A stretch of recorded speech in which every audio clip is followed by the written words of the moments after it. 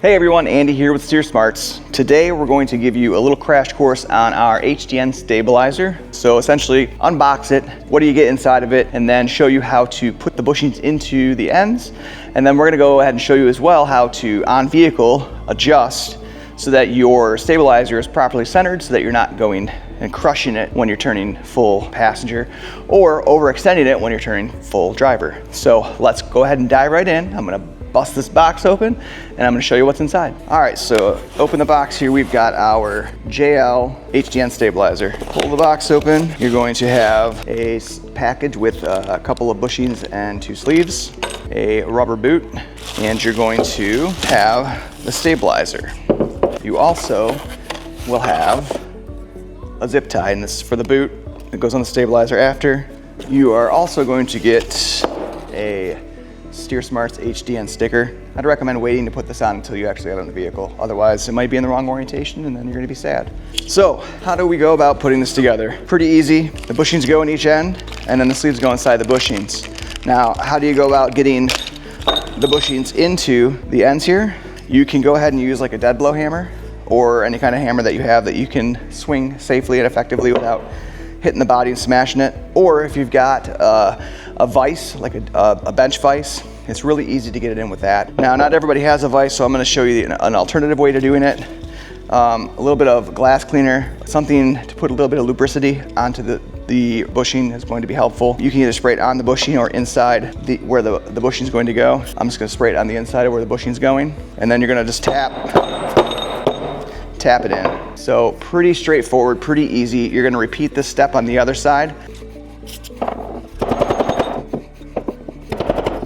And just like that, you have your bushings in each end, and this thing is ready to go onto the vehicle. So there's a couple of ways that you could actually adjust the stabilizer properly when installing it on the vehicle. So I'm leaving this off and I have one on here already to show you exactly what it is that you're doing. That way there's no questions because you can't really see anything but a boot. There are essentially 2 ways that you can do this. You can either turn full driver side lock so that you're extending the stabilizer, or you can turn it full passenger side and then you're gonna compress the stabilizer the whole way. So in this instance, we're going to go full driver side and we're going to fully extend the stabilizer. So I've pulled this all the way out, right? Imagine that this is in here. I've got this where the bolt is.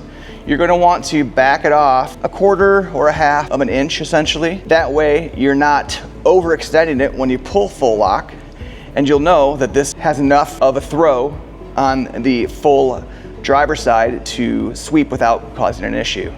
Now, this bracket here would be loose when you're doing this. There's 4 1/4-inch Allen head bolts, and you just have this loose so that you can rotate it and manipulate it and move it up and down. But we already know that this is the correct location for this, so we're not gonna bother moving it. And then once you've determined the length, which we have here, you'll tighten these down, and then you're gonna wanna sweep the steering side to side.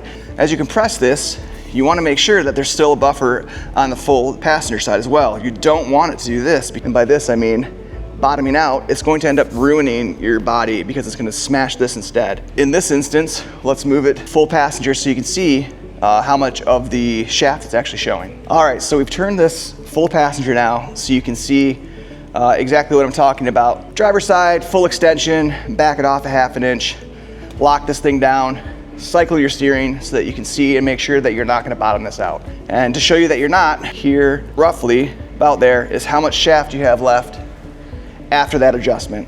So now you can cycle the steering full driver, full passenger, and not have to worry about this bottoming out and smashing it or overextending and pulling this out and ruining the inside.